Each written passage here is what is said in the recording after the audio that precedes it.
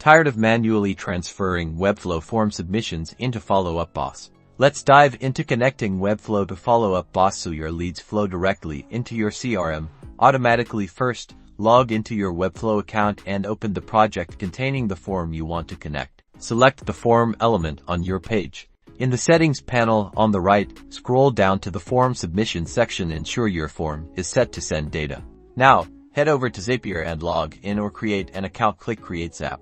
Search for Webflow as the trigger app and select New Form Submission. Connect your Webflow account and select the correct Webflow site and form.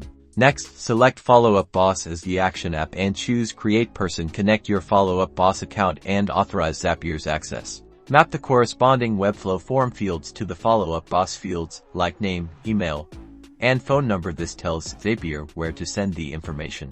Finally, test your Zap to make sure everything is working correctly, then turn it on. Now, whenever someone fills out your Webflow form, they'll automatically be added as a lead in Follow-Up Boss, streamlining your follow-up process.